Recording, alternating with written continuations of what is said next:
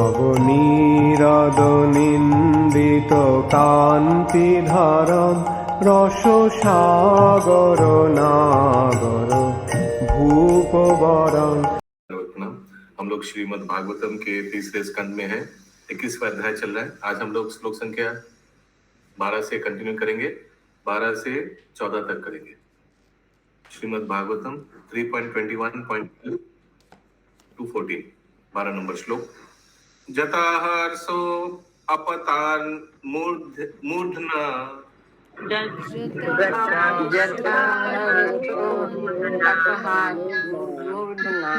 इतो लब्धा मनोरथा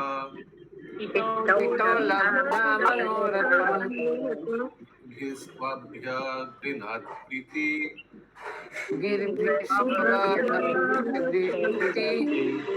स्वभावात्मा कृतांजलि।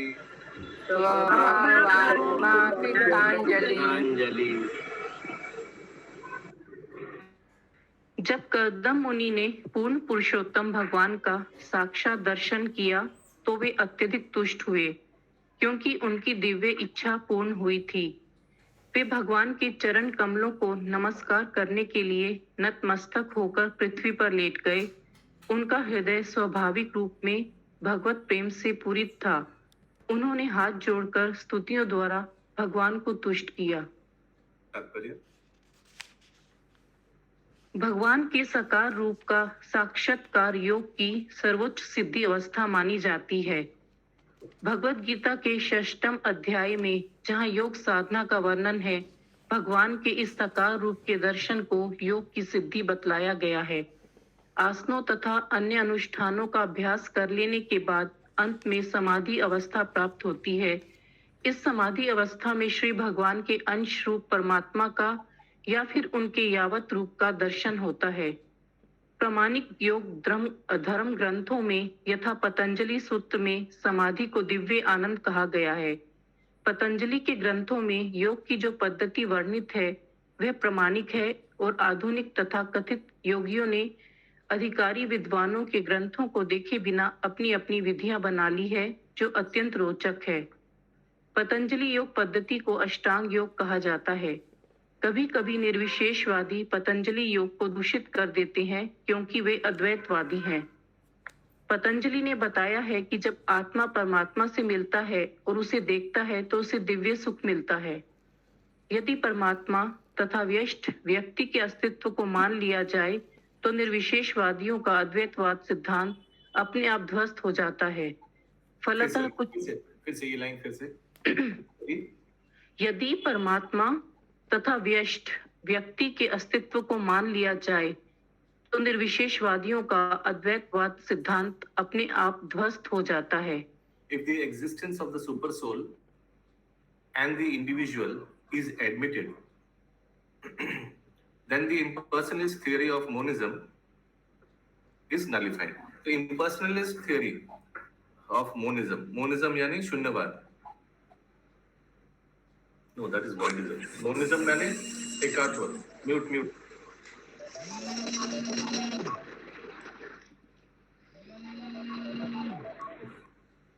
Yes, रीना गुप्ता माता जी mute.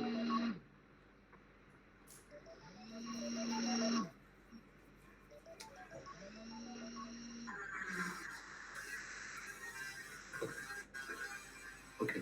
If the existence of the super soul and the individual is admitted, तो अगर पतंजलि आत्मा और परमात्मा को अगर स्वीकार करते हैं, then the impersonalist theory of monism is nullified. यानी आत्मा परमात्मा में विलीन हो जाता है, ये और एक हो जाता है, ये नलिफाइड हो जाता है, क्योंकि दोनों को अलग अलग अस्तित्व माना है। Therefore, आगे फलतः कुछ निर्विशेषवादी तथा शून्यवादी दार्शनिक पतंजलि विधि को तोड़ मरोड़ कर पूरी योग प्रक्रिया को दूषित कर देते हैं। पतंजलि के अनुसार जब मनुष्य समस्त भौतिक प्रश्न है, ओके आगे। पतंजलि के अनुसार जब मनुष्य समस्त भौतिक इच्छाओं से मुक्त हो जाता है तो उसे वास्तविक दिव्य पद प्राप्त होता है और उस अवस्था की प्राप्ति को आध्यात्मिक शक्ति कहते हैं। भौतिक कार्यों में मनुष्य प्रकृति के गुणों को व्यवहार में लाता है। ऐसे व्यक्तियों की महत्वाकांक्षाएं इस प्रकार हैं: धार्मिक बनना, आर्थिक रूप से समृद्ध होना, इंद्रियों की तुष्टि तथा परमेश्वर के साथ तादात्म्य। हरे कृष्णा, क्या है ये? धर्म, अर्थ, काम, मोक्ष। यस महामंजरी माता जी। हाँ, हरे कृष्णा प्रभु जी, पूरा ये पैरा ही नहीं समझ में आ रहा। पतंजलि के अनुसार जब मनुष्य समस्त इच्छाओं, ऐसा बोलने से नहीं होगा, पूरा पैराग्राफ ही समझ नहीं आया। ये 4 लाइन जो है इसी पैरे में, अभी 4 लाइन में आया पैराग्राफ हाँ, के। इसी शुरू में। कौन सा 4 लाइन समझ नहीं आया? पतंजलि के अनुसार जब समस्त इच्छा भौतिक इच्छाओं से मुक्त हो जाता है तो उसे वास्तविक दिव्य पद प्राप्त होता है। ये क्या? हाँ, तो वही समाधि वाला स्टेज को बोल रहा है। पतंजलि का अष्टांग योग का स्टेज याद है? यम, नियम, आसन, प्राणायाम, प्रत्याहार और लास्ट में ऐसे करके समाधि है। तो अष्टांग योग में सबसे उच्च समाधि है। तो वही स्टेज के लिए बोला जा रहा है कि जब वो समाधि स्टेज में कोई भौतिक इच्छाएं नहीं रहता है और दिव्य आनंद प्राप्त होता है, यही है। और हाँ, ये भी बताया जा रहा है कि the aspirations of such people are, और ऐसे व्यक्ति को मेनली क्या है? धर्म, अर्थ, काम, मोक्ष से लेना देना है। पंचम पुरुषार्थ उन लोगों को मालूम नहीं है। 1 2 3 4 बताया ना अभी जो निर्गुण माता जी, ठीक है? या सरोज कृष्ण माता जी बोलिए। प्रभु जी भूल से दब गया प्रभु जी, हम देख यस, कंटिन्यू माता जी। अद्वैतवादियों के अनुसार जब योगी ब्रह्म के साथ तदाकार प्राप्त कर लेता है और अपना व्यष्ट अस्तित्व खो देता है तो उसे कैवल्य कहे जाने वाले परम पद की प्राप्ति होती है। ये सबको समझ में आया ये सेंटेंस? कैवल्य प्राप्त हो जाते हैं, मोक्ष प्राप्त हो जाता है। तो ये अद्वैतवाद है, यानी voidism, monism. According to the monist, एक योगी का पुण्यता क्या है? जब समाधि में जाएगा तो वो जाकर परमात्मा में विलीन हो जाएगा और भगवान बन जाएंगे, एक हो जाएंगे। ठीक है? ये अद्वैत यानी द्वैत नहीं है। आत्मा परमात्मा क्या हो गया? द्वैतवाद। और आत्मा और परमात्मा एक है, ये क्या है? अद्वैतवाद। आगे। किंतु वस्तुतः पूर्ण पुरुषोत्तम भगवान के साक्षात्कार की अवस्था ही कैवल्य है। यह हाँ, समझ लेना। तो कैवल्य मुक्ति का मतलब ये नहीं कि भगवान के साथ एक होकर खुद भगवान हो जाना। वैष्णव सिद्धांत में कैवल्य मुक्ति माने भगवत आनंद प्राप्त करना, भगवान को दर्शन करना। यार आगे। यह समझ लेना कि परमेश्वर पूर्णतया आध्यात्मिक है और पूर्ण आत्मबोध की अवस्था में श्री भगवान को समझा जा सकता है, कैवल्य कहलाता है। अथवा पतंजलि की भाषा में इसी को आत्मशक्ति का साक्षात्कार कहते हैं। हरे कृष्णा। वो ये पतंजलि की भाषा में जो पहला सेंटेंस था इस पैराग्राफ में, महामंजरी माता जी, उसी को वैष्णव सिद्धांत में कैवल्य बोलते हैं। आगे। उनके अनुसार जब मनुष्य भौतिक कामनाओं से मुक्त होकर आत्मा तथा परमात्मा के आत्मबोध में स्थिर हो जाता है तो उसे चित्त शक्ति कहते हैं। पूर्ण आत्मबोध होने पर आत्म सुख का बोध होने लगता है, जिसे भगवत गीता में परम सुख कहा गया है और जो भौतिक इंद्रियों के परे है। समाधि 2 प्रकार की बताई गई है, संप्रज्ञात तथा असंप्रज्ञात। प्रभु जी वर्ड समझिए। आपका नेटवर्क ठीक नहीं है, आवाज कट कट कर आ रहा है। सही नहीं आ रहा। शक्ति। ओके, तो ये इन लोग पतंजलि का तरफ से अपना नाम दिया है, चित्त शक्ति। ठीक है, लेकिन ये कौन सा स्थिति को बोला जा रहा है? वो सेंटेंस फिर से पढ़ी निर्गुणानंदमयी माता जी, चित्त शक्ति वाला। उनके अनुसार जब मनुष्य भौतिक कामनाओं से मुक्त होकर आत्मा तथा परमात्मा के आत्मबोध में स्थिर हो जाता है, उसे चित्त शक्ति कहते हैं।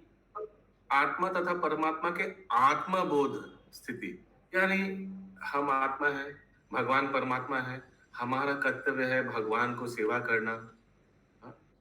उस स्थिति को चित्त शक्ति बोला जा रहा है। अभी हम लोग तो चित्त शक्ति को दूसरा कुछ बोलते हैं। चित्त शक्ति को क्या बोलते हैं हम लोग? भगवान का अंतरंगा शक्ति को योग माया। हाँ, अभी ये उन लोग का टर्म है। ठीक है सुषमा माता जी। या आपका नेटवर्क बहुत लो है, या आगे। पूर्ण आत्मबोध होने पर आत्म सुख का बोध होने, यहाँ तक हो गया था। असंप्रज्ञात अथवा समाधि में मनुष्य, चित शक्ति मतलब उसके बाद से कंटिन्यू करिए। अच्छा ठीक है। पूर्ण आत्मबोध होने पर आत्म सुख का बोध होने लगता है, जिसे भगवत गीता में परम सुख कहा गया है और जो भौतिक इंद्रियों के परे है। समाधि दो प्रकार की बताई गई है, संप्रज्ञात तथा असंप्रज्ञात, अर्थात मानसिक चिंतन तथा आत्मबोध। असंप्रज्ञात अथवा समाधि में मनुष्य अपनी आध्यात्मिक इंद्रियों द्वारा भगवान के आत्म रूप का साक्षात्कार कर सकता है। आत्म साक्षात्कार का यही अनंतिम उद्देश्य है। हरे कृष्णा। तो दो प्रकार का, ये सब पतंजलि का टर्म्स है, इतना घबराने का कुछ नहीं है। दो प्रकार का समाधि उन लोग, संप्रज्ञात और असंप्रज्ञात। संप्रज्ञात क्या है? मेंटल स्पेकुलेशन, जो ज्ञानी लोग करता है, ये उन लोग का समाधि का स्तर है। और असंप्रज्ञात क्या है? जो भक्त लोग करता है, यानी भगवत साक्षात्कार। और उस स्थिति में असंप्रज्ञात में क्या लिखा है? By spiritual self realization. In समाधि और असंप्रज्ञात one can realize by spiritual senses the spiritual form of lord. उस स्थिति में वो भगवान का रूप को अनुभूति कर सकता है, देख सकता है। ठीक है, यही बताया गया। आगे। यस, आशीष गुप्ता प्रभु। प्रभु जी, जो लास्ट वाला बताया गया है वो तो ध्यान योग की तरह हो गया ना? असंप्रज्ञा जो है ध्यान योग ना, ध्यान योग क्या उद्देश्य? परमात्मा रियलाइजेशन एक्चुअली प्रभु। हाँ, जैसे ज्ञान योग क्या रियलाइजेशन का स्तर है, व्हाट इज द ज्ञान योगी का स्तर? ब्रह्म ज्योति।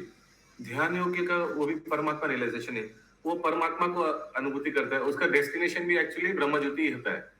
लेकिन यहाँ जो व्यक्ति का बात किया जाए वो भगवान को साक्षात दर्शन का बात कर रहा है, तो वो थर्ड वाला जो हाईएस्ट है, भगवान रियलाइजेशन। या कंटिन्यू माता जी। पतंजलि के अनुसार जब मनुष्य ईश्वर के परम रूप का निरंतर साक्षात्कार करता रहता है तो उसे सिद्ध अवस्था प्राप्त हो जाती है, जैसे कि कर्दम मुनि को प्राप्त हुई थी। जब तक योग पद्धति, हरे कृष्ण। तो आशीष प्रभु वाज राइट, ये सेंटेंस से तो क्लैरिफाई हो जाता है।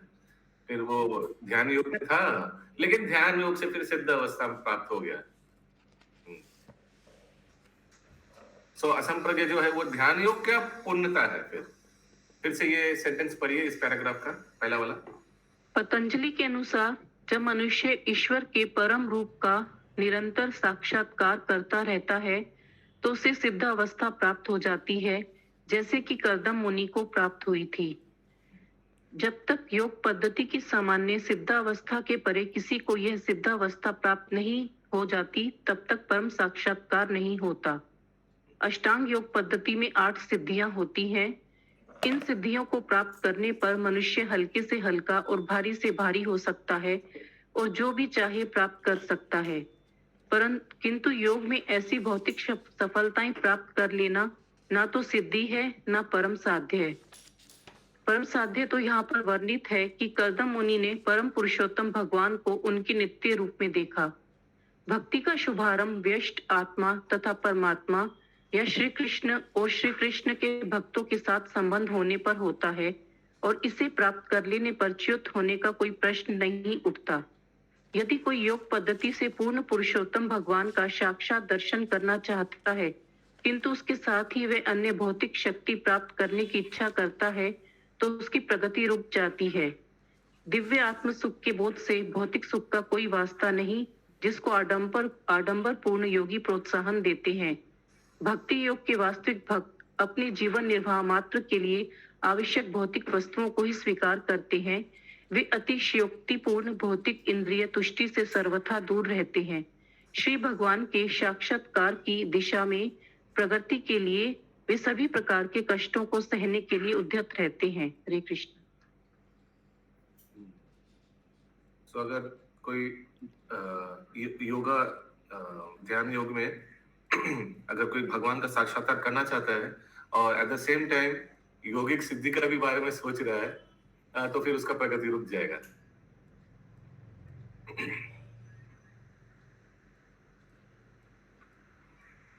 किसी का कोई प्रश्न है? अगला श्लोक 13 नंबर। ऋषिरुवाच ऋषिरुवाच ओके, ऋषिरुवाच, लेकिन कर्दम मुनि बोल रहे हैं भगवान को दर्शन करने के बाद। ओके, दुष्टं बताद्याखिल सत्वराशे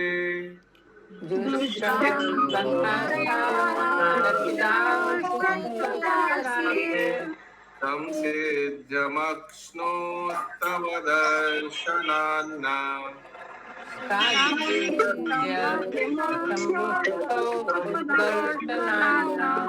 यद्दर्शनं जन्मभिरीड्य साध्ये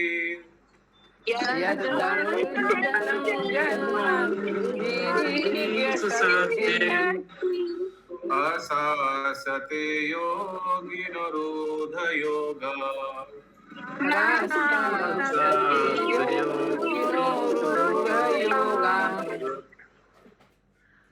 कर्दम मुनि ने कहा, हे परम पूज्य भगवान, समस्त अस्तित्वों के आगार आपका दर्शन प्राप्त करके मेरी दर्शन की साथ पूरी हो गई। महान योगी जन बारंबार जन्म लेकर गहन ध्यान में आपके दिव्य रूप का दर्शन करने की आकांक्षा करते रहते हैं। यस अविरल, थोड़ा देख के, पिताजी नहीं है इसीलिए। फिर से माता जी। कर्दम मुनि ने कहा, हे परम पूज्य भगवान, समस्त अस्तित्वों के आगार आपका दर्शन प्राप्त करके मेरी दर्शन की साथ पूरी हो गई। महान योगी जन बारंबार जन्म लेकर गहन ध्यान में आपके दिव्य रूप का दर्शन करने की आकांक्षा करते रहते हैं। तो देखिए, इनका ध्यान योग का कॉन्सेप्ट एकदम क्लियर है। You know, he is a devotee dhyana yogi, is not an ordinary mundane dhyana yogi जो सिद्धि प्राप्त करने के लिए छटपट कर रहा है। नो। तात्पर्य, यहाँ पर श्री भगवान को समस्त सद्गुणों एवं समस्त आनंद का आगार कहा गया है। जब तक सत्व गुण को प्राप्त नहीं हो लिया जाता, तब तक वास्तविक आनंद नहीं मिलता। अतः जब कोई मनसा वाचा कर्मणा भगवान की सेवा करता है तो उसे सत्व की परम सिद्धि अवस्था प्राप्त होती है। कर्दम मुनि कहते हैं, आप सद्गुणों सत्व के नाम से ज्ञात समस्त वस्तुओं के आगार हैं और अब आपको अपने नेत्रों के सम्मुख देखकर दर्शन की सिद्धि प्राप्त हुई है। ऐसे कथन विशुद्ध भक्ति परक हैं। भक्त के लिए इंद्रियों की सार्थकता भगवान की सेवा करने में है, आंखों की सार्थकता भगवान के सौंदर्य अवलोकन में है, श्रवणेन्द्रिय की सार्थकता प्रभु के गुणगान सुनने में, जीभ की सार्थकता प्रसाद का स्वाद पाने में है।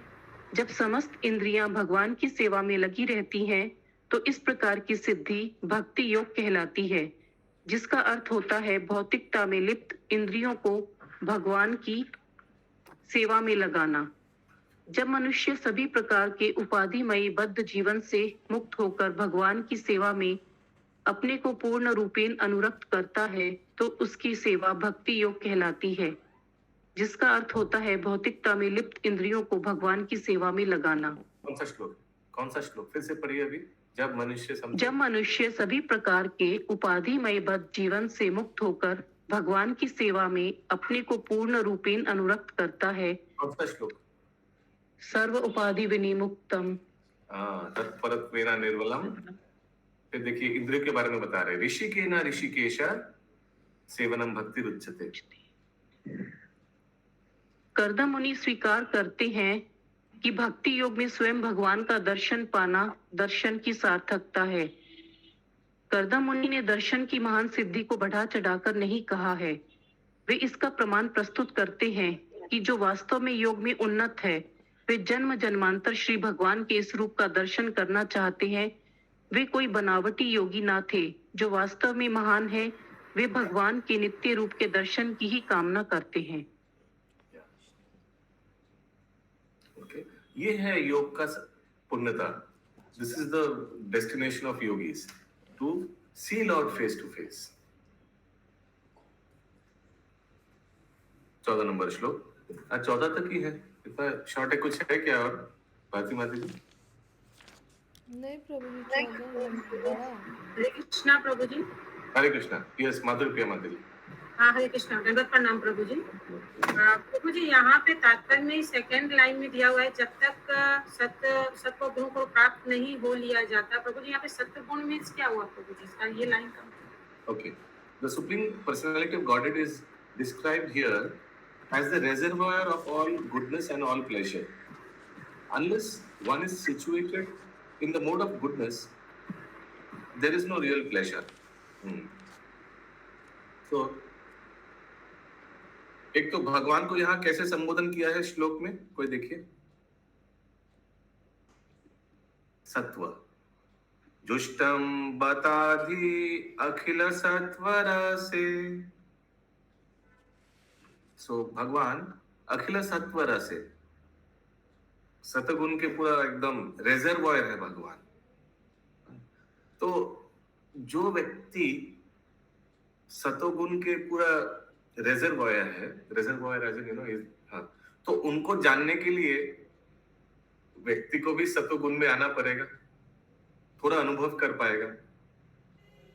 तो यहाँ हम लोग को समझना पड़ेगा. ये एक अच्छा क्लासिकल एग्जांपल है जहां श्रील प्रभुपाद कभी कभी सतोगुण को, सिद्ध सतोगुण को सतोगुण के जगह में यूज कर रहे हैं, क्योंकि भगवान को जानने के लिए एक्चुअली सिद्ध सतोगुण में स्तर में रहना पड़ता है ना ब्रजकिशोरी माता जी.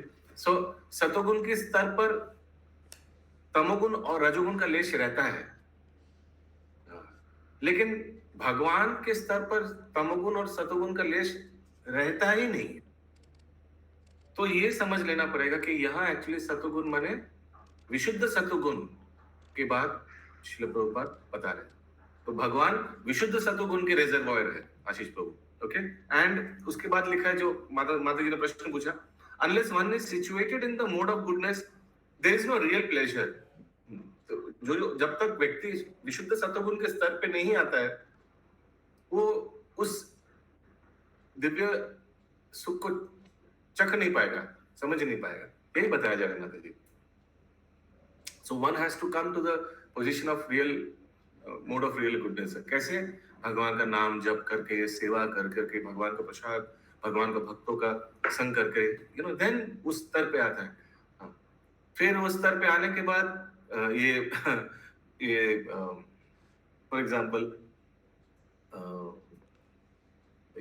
ये सब भौतिक जगह में जाने का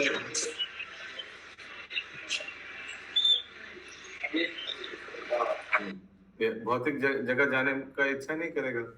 सो देन यू नो ये सब मंडेन हॉलीडेज बंद हो जाता है, स्पिरिचुअल हॉलीडेज कन्वर्ट हो जाता है, बिकॉज उसका टेस्ट हायर टेस्ट हो गया.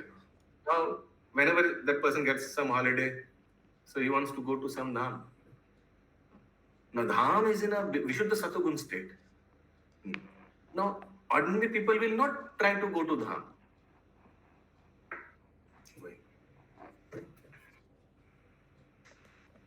Okay, आज का अंतिम श्लोक 14 नंबर. ये माययाते हतमेधसश्चित्वात्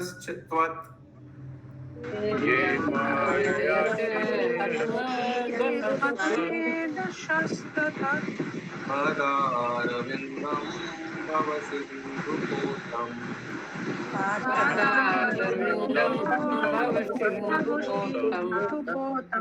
उपासते कामलवायतेषाम्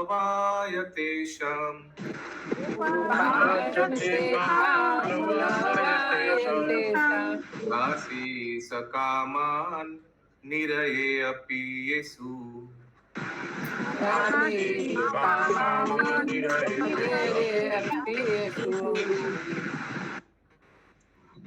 आपके चरण कमल सांसारिक अज्ञान के सागर को पार करने के लिए सच्चे पोत नाव के तुल्य हैं. माया के वशीभूत केवल अज्ञानी पुरुष ही इन चरणों की पूजा इंद्रियों के क्षुद्र तथा क्षणिक सुख की प्राप्ति हेतु करते हैं, जिनकी प्राप्ति नरक में सड़ने वाले व्यक्ति भी कर सकते हैं। तो भी हे भगवान, आप इतने दयालु हैं कि उन पर भी आप अनुग्रह करते हैं। बहुत सुंदर श्लोक है। तो भगवान को चरण को भवसागर को पार कराने वाला नाव से तुलना किया गया ना। तो फिर से एक बार स्लोली पढ़िए अनुवाद। आपके चरण कमल सांसारिक अज्ञान के सागर को पार करने के लिए सच्चे पोत नाव के तुल्य है। माया के वशीभूत केवल अज्ञानी पुरुष ही इन चरणों की पूजा इंद्रियों के क्षुद्र तथा क्षणिक सुख की प्राप्ति हेतु करते हैं, जिनकी प्राप्ति नरक में सड़ने वाले व्यक्ति भी कर सकते हैं। हरे कृष्णा। So anybody can प्रभु यहाँ पे भगवान के चरणों की के लिए बोला गया है, तो ये माया के वशीभूत होकर कैसे करेंगे? जो माया के वशीभूत हो तो भगवान की नहीं पूजा करेंगे। माया के वशीभूत तो जी वो भी कर सकता है, ये लिखा है। फिर से वो वाला पोर्शन पढ़िए निर्गुण माता जी। माया के वशीभूत केवल अज्ञानी पुरुष ही इन चरणों की पूजा इंद्रियों के क्षुद्र तथा क्षणिक सुख की प्राप्ति हेतु करते हैं। Only persons deprived of their intelligence by the, उल्टा लिखा हुआ है माता जी, नेगेटिवली लिखा हुआ है। देखिए फिर से वो सेंटेंस पहले से पढ़िए, सेकंड वाला सेंटेंस पढ़िए निर्गुण माता। माया के वशीभूत केवल अज्ञानी पुरुष ही इन चरणों की पूजा इंद्रियों के क्षुद्र तथा क्षणिक सुख की प्राप्ति हेतु करते हैं। हाँ, क्योंकि भक्त लोग तो इन चरणों की सेवा, इन चरणों की पूजा इंद्र सुख के लिए नहीं करेगा ना। हाँ, जैसे कभी कभी हम लोग देखते हैं ना, लोग भगवान का भी पूछते हैं, लेकिन कुछ अर्थ के लिए, कुछ इंद्र तृप्ति के लिए कृष्ण भगवान के शरण ग्रहण करते हैं। यही बोलना चाह रहा है, लेकिन ये अज्ञान में है, उसी लिए तो तात्पर्य में। हाँ, आगे आगे। जिनकी प्राप्ति नरक में सड़ने वाले व्यक्ति भी कर सकते हैं। तो भी हे भगवान, आप इतने दयालु हैं कि उन पर भी आप अनुग्रह करते हैं। तो मामजी माता जी, यद्यपि भगवान को मालूम है ये व्यक्ति आया है कुछ इंद्र सुख के लिए, ध्रुव महाराज आया है बड़ा राज्य के लिए, हाँ, फिर भी उनको दर्शन देते हैं, यही बोला जा रहा है। तात्पर्य जैसा कि भगवत गीता के 7वें अध्याय में कहा गया है, भक्तों की 2 कोटियां हैं। पहले वे जो भौतिक सुख चाहते हैं और दूसरे वे जो ईश्वर की सेवा के अतिरिक्त और कुछ नहीं सोचते। हरे कृष्णा। मगर लेकिन दोनों को ही भक्त बोला गया है। एक है कर्म मिश्रित भक्त, एक है शुद्ध भक्त। आगे। भौतिक सुख तो कुकर तथा शुकर भी प्राप्त कर सकते हैं, जिनका जीवन अत्यंत नारकीय होता है। शुकर भी खाता, सोता और संभोग का पूरा आनंद उठाता है और इस संसार के ऐसे नारकीय सुख से अत्यंत प्रसन्न रहता है। आधुनिक योगी उपदेश देता है कि चूंकि मनुष्य के इंद्रियां हैं, अतः उसे भी कुत्ते तथा बिल्लियों की भांति उनका पूरा उपयोग करना चाहिए और साथ ही योग का अभ्यास भी करना चाहिए। यहाँ पर कर्दम मुनि ने इसकी निंदा की है। वे कहते हैं कि ऐसे भौतिक सुख नारकीय जीवन बिताने वाले कुत्तों तथा बिल्लियों के लिए है।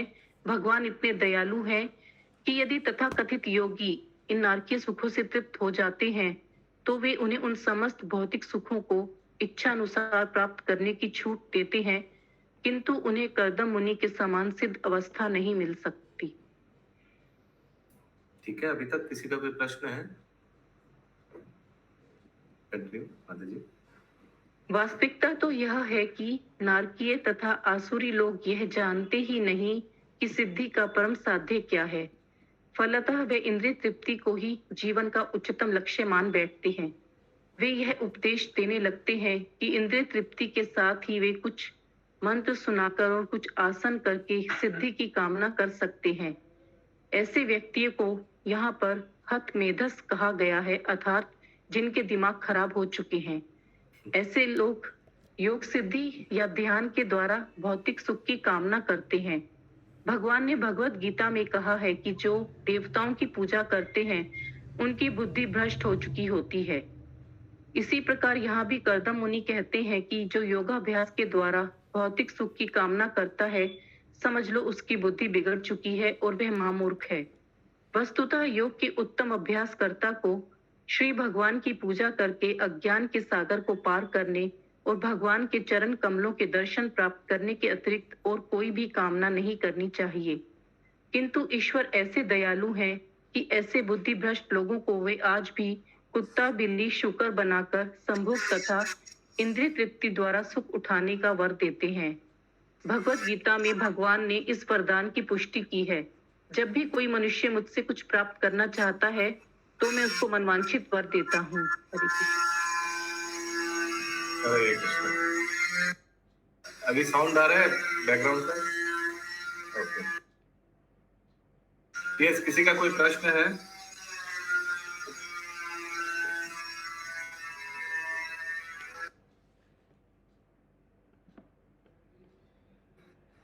ओके, और एक दो श्लोक कर लेते 35 बजे से। The Lord is so kind, however, that even today persons whose brain substance is spoiled are given the benediction to become cat, dog or hog and enjoy material happiness from sex life and sense gratification. The Lord confirms this benediction in the Bhagavad Gita. ये यथा माम प्रपद्यते तम सतम यभजाम्यहम्। जो मांगता है मैं वो दे देता हूँ। भगवान इतना कृपालु है, ये लिख रहा है श्रील प्रभुपाद। जो लोग बुद्धि भ्रष्ट है प्रभु जी, उनको कुत्ता और सुकर बना देते हैं। बुद्धि भ्रष्ट है ना, वो वही चाहता है, हमको नॉनवेज खाना है, हमको ये करना है, हमको वो करना है। अच्छा ठीक है, जाओ करो। बुद्धि भ्रष्ट है ना, भौतिक सुख नहीं मांग रहे, आई मीन भौतिक सुख मांग रहे, सॉरी। भगवान अलाउ कर देता है, जो जैसे मांगते हैं वैसे दे देते हैं। तो उसको अगले जन्म में कुत्ता और बिल्ली बनाएंगे। हाँ, उनका इच्छा है वैसे बनने का। मनचाहा मिलता है प्रभु। हाँ, और जो भी भक्त चाहता है वो दे देते हैं भगवान। भक्त की बात मत कीजिए, व्यक्ति का बात कर रहे हैं, जीव आत्मा का बात जो भी हो, मतलब भगवान के यहाँ जब गया है तो कुछ भी हो तो भक्ति किया होगा तभी गया है। हाँ, जो मांग रहे दे देगा। ये तो भगवान इजीली दे देगा ना। भक्ति मांगने में तो भगवान थोड़ा संकोच करता है, अभी देने में परीक्षा लेता है। मगर छोटा छोटा चीज मांगेगा तो तुरंत दे देगा। यस यस, ले लीजिए। डूब जाओ। अगला श्लोक 15 नंबर। तथा सचाहम परिवोधु कामा तथा सचाहम परिवोधु कामानशीलं गृहमेधधेनुम्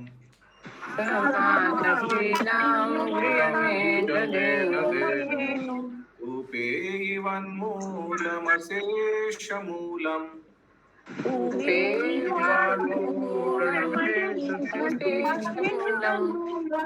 दूराश्रया कामदुघाङ्घ्रिपास्य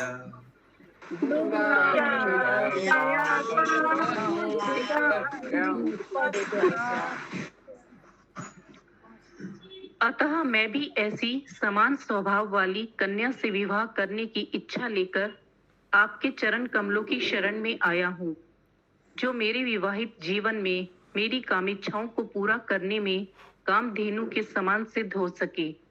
आपके चरण प्रत्येक वस्तु के देने वाले हैं, क्योंकि आप कल्प वृक्ष के समान हैं। हाँ, अभी समझ में आ रहा है क्यों ऐसे श्लोक बता रहे थे कर्दम मुनि। हालांकि कोई भी इच्छा नहीं है, लेकिन जस्ट पिताजी की आज्ञा पालन करने के लिए ऐसे एप्लीकेशन दे रहे। फिर से अनुवाद।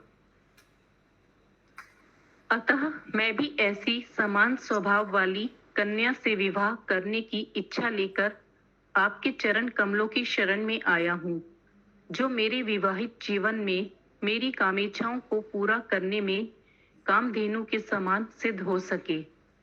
आपके चरण प्रत्येक वस्तु के देने वाले हैं, क्योंकि आप कल्प वृक्ष के समान हैं।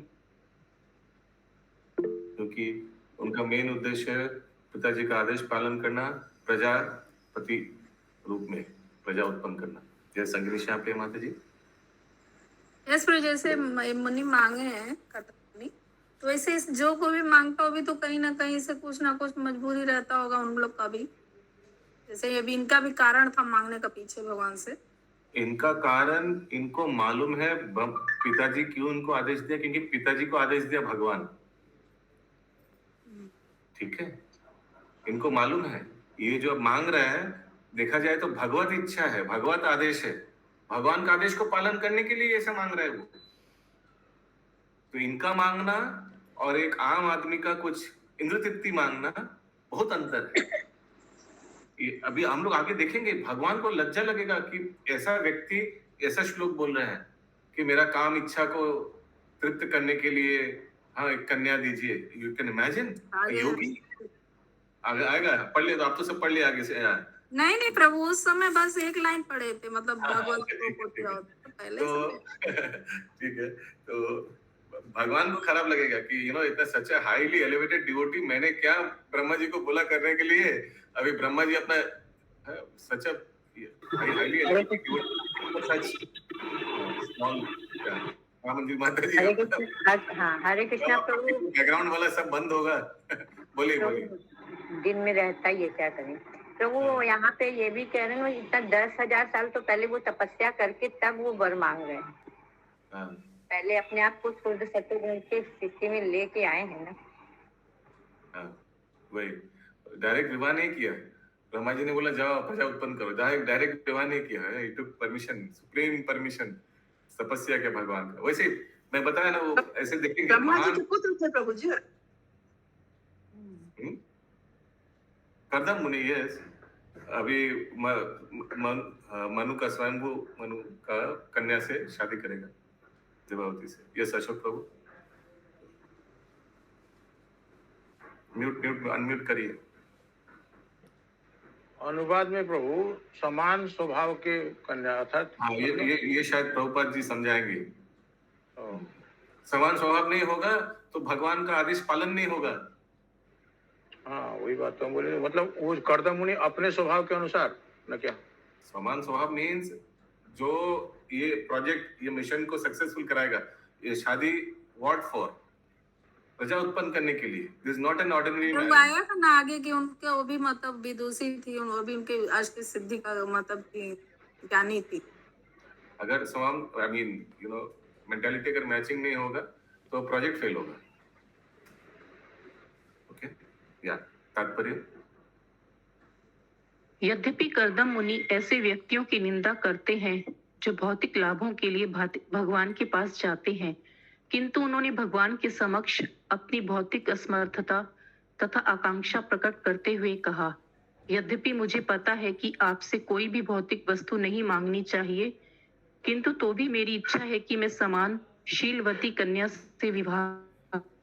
यहाँ सम अनुशीलनम पद अत्यंत महत्वपूर्ण है।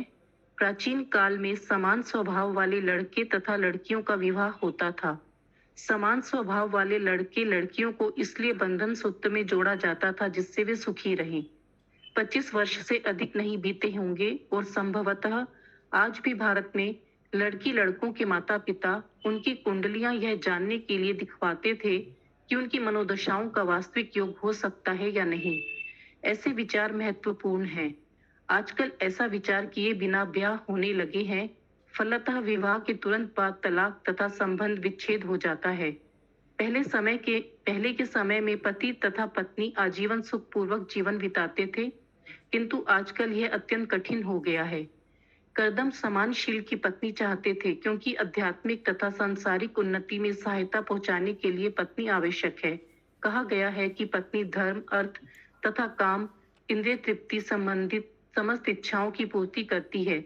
जिसे अच्छी पत्नी मिल जाती है वह परम भाग्यशाली समझा जाता है।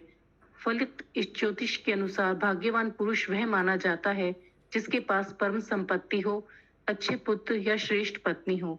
इन तीनों में से जिसके पास श्रेष्ठ पत्नी हो वह परम भाग्यशाली है। विवाह के पूर्व स्त्री का चुनाव समानशील के आधार पर करना चाहिए, इंद्रिय तृप्ति के हेतु तथा कथित शारीरिक सौंदर्य या हाव भाव से नहीं। भागवत के 12 स्कंद में कहा गया है कि कलयुग में विषय जीवन के आधार पर विवाह होंगे और ज्यों ही विषय जीवन में कोई कमी आई नहीं कि तलाक का प्रश्न उठ खड़ा होगा। कर्दम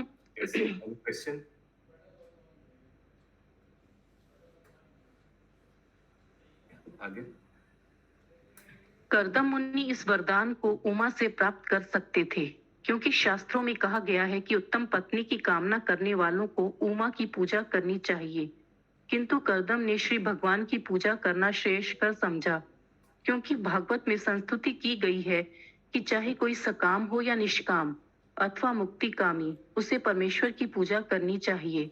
मनुष्यों की इन 3 कोटियों में से प्रथम कोटि के पुरुष भौतिक इच्छाओं की पूर्ति से प्रसन्न होते हैं। हरे कृष्ण। कौन 3 कोटि? ये लिखा है भागवत में, संस्तुति की गई है कि चाहे कोई सकाम हो या निष्काम अथवा मुक्तिकामी। Okay okay. या मनुष्य की इन 3 कोटियों में से प्रथम कोटि के पुरुष भौतिक इच्छाओं की पूर्ति से प्रसन्न होते हैं। दूसरी कोटि के लोग परमेश्वर का तदात्मय चाहते हैं और तीसरी कोटि के पुरुष पूर्ण मानव हैं जो भक्त होते हैं। वे Okay, in the Bhagavatam, that everyone, whether he is full of desires, has no desire, or desires liberation, should worship the Supreme Lord. Of these 3 classes of men, one tries to be happy by fulfillment of material desire. Another wants to be happy by becoming one with the Supreme. Okay. Karma yogi, Jnani yogi, or फिर Bhakta. And another, the perfect man, is a devotee. He does not want anything in return from the personality of Godhead. He only wants to render transcendental loving service. Continue, Mother. वे बदले में भगवान से कुछ भी नहीं चाहते, वे तो केवल दिव्य प्रेमा भक्ति में लगे रहना चाहते हैं। प्रत्येक दशा में श्री भगवान की पूजा करनी चाहिए, क्योंकि वे सबों के मनोरथ को पूरा करने वाले हैं। परमेश्वर की पूजा का लाभ यह है कि यदि किसी के हृदय में भौतिक सुख की कामना रहती भी है, तो श्री कृष्ण की पूजा करने पर वह धीरे धीरे शुद्ध भक्त बन जाता है और उससे किसी भौतिक लाभ की इच्छा नहीं रह जाती। हरे कृष्ण। कुछ श्लोक में आया था, भगवान बताते थे कि अगर कोई somebody comes with desires, लेकिन हमारा भक्ति कर रहा है, लेकिन कोई अपना मन में इच्छा लेकर आया है, कुछ भौतिक इच्छाएं लेकर आया है, तो आस्ते आस्ते मैं उस भौतिक इच्छा को आस्ते आस्ते मिटा देता हूँ। बिकॉज भक्त बहुत सिंसियर है, व्यक्ति बहुत सिंसियर है भक्ति में, आस्ते आस्ते वो भौतिक इच्छा भूल जाता है। ऐसा हमें भी बहुत होगा कि कोई भौतिक इच्छा से ISKCON हम लोग ज्वाइन किया है, हो सकता है उस समय, लेकिन अभी भूल ही गया वो सब इच्छाएं।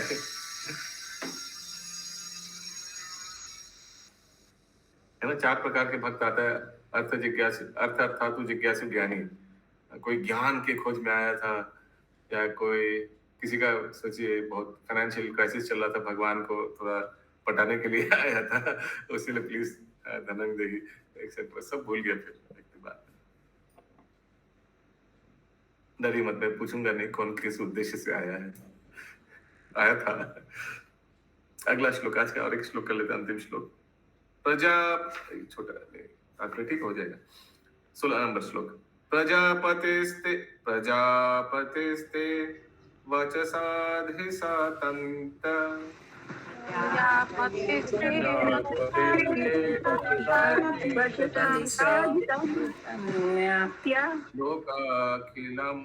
लोकाखिलायं अमहातो अनुबद्ध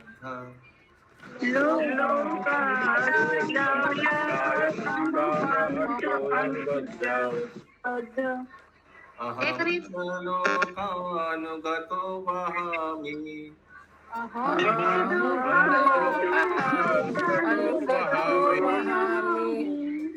बलिं च शुक्लानि मिसाय तुभ्यम्।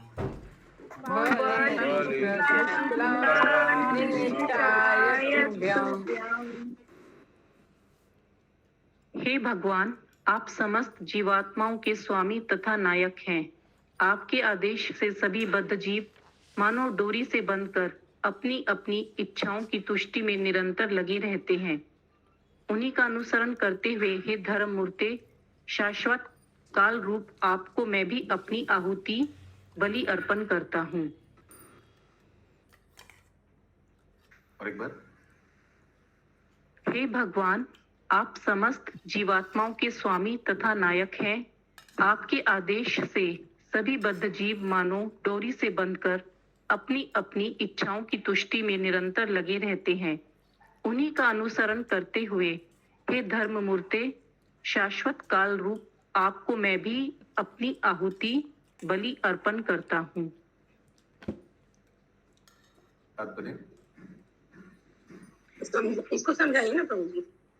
वही तात्पर्य पढ़ लेने से एक बार, फिर अनुवाद में आएंगे। कट उपनिषद में कहा गया है कि परमेश्वर समस्त जीवात्माओं के नायक हैं। वे उनके पालक और समस्त आवश्यकताओं तथा इच्छाओं को पूरा करने वाले हैं। कोई भी जीवात्मा स्वतंत्र नहीं है, सभी परमेश्वर की कृपा पर आश्रित है। अतः वेदों का आदेश है कि परम नायक परमेश्वर के निर्देशानुसार जीवन का उपभोग किया जाए। ईशोपनिषद का आदेश है कि प्रत्येक वस्तु श्री भगवान की है, अतः मनुष्य को चाहिए कि वह व्यक्तिगत प्राप्त व्यय का भोग करे, किसी अन्य की संपत्ति में घुसपैठ ना करे। कौन सा श्लोक है, किसको मालूम है? गूगल हाथ उठाइए। एक जन को याद है? और यस महामंजरी माता जी बोलिए। ईशावास्यम् इदं सर्वं यत् किंचित् जगतां जगत्येन त्यक्तेन भूतिष्ठा मा कुचित् कश्चित् मरणम्। यस, सो ईशावास्यम् इदं सर्वं, जो भी सर्व, जो व्हाटएवर प्रॉपर्टी, एनिमेट इनएनिमेट, चर अचर, सबका मालिक भगवान है।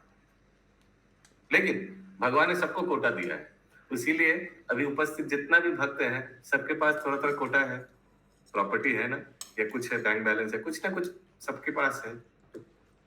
तो इस श्लोक के अनुसार भगवान ने जो दिया है सबके को थोड़ा थोड़ा थोड़ा करके, उससे व्यक्ति को खुश होना चाहिए। तो ये क्यों कोट कर रहे हैं यहाँ श्रील प्रभुपाद? क्योंकि श्रील प्रभुपाद बता रहे हैं सेकंड सेंटेंस में, भगवान सस्टेनर है, पालन करता है, और सबको कुछ ना कुछ थोड़ा थोड़ा देकर भगवान सबको पालते हैं। आगे सर्वश्रेष्ठ कार्यक्रम तो यह होगा कि प्रत्येक जीवात्मा परम पुरुष से आदेश लेकर भौतिक या आध्यात्मिक जीवन व्यतीत करे। यहाँ यह प्रश्न प्रभुपाद लिखते हैं कि क्योंकि भगवान ने सबको कुछ ना कुछ दिया है, तो जो दिया है उनका अनुसार चलना चाहिए, है ना।